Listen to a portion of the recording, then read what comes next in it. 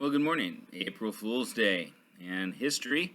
We're getting started in the 1920s and 1930s, the Roaring 20s and the Depressing 30s.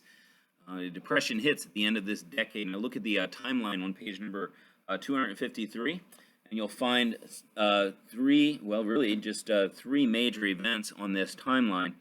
There were a lot more things, of course, that happened during this time. There were no wars, and this is between wars, between World War I and World War II.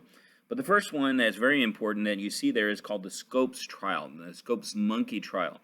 And what this was a trial where somebody was teaching evolution, and they were taken to court for that.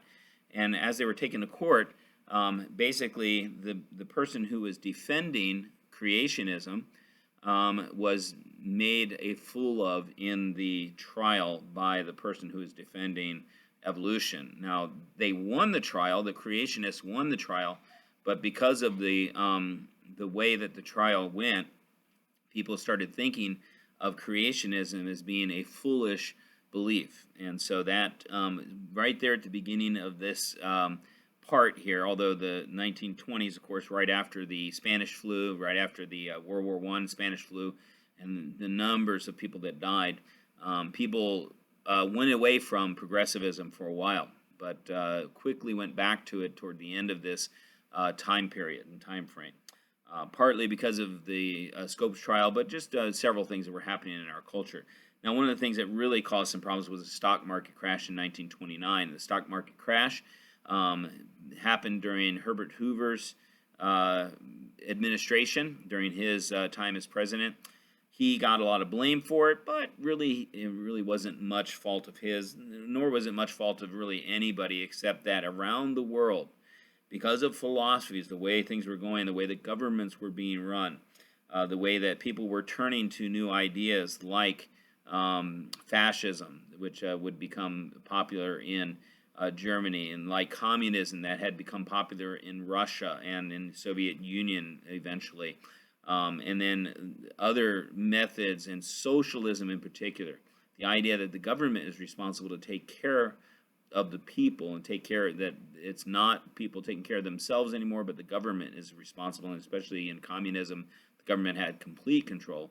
But socialistic ideals that basically caused people to think that it was government's responsibility, that really caused a lot of problems with people not being willing to produce what they needed to produce. They were expecting somebody else to take care of them. This is starting to be the mindset that changed some things during this time period. And then the answer for that the United States had and people had was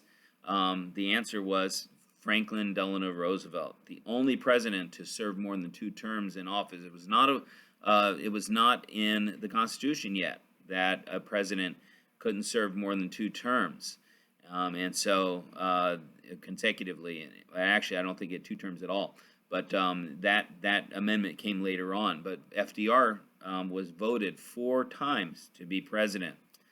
And we'll find out about him in the next chapter. But in our history of the United States in particular, we find that FDR changes a lot of the mindset of the people of the United States.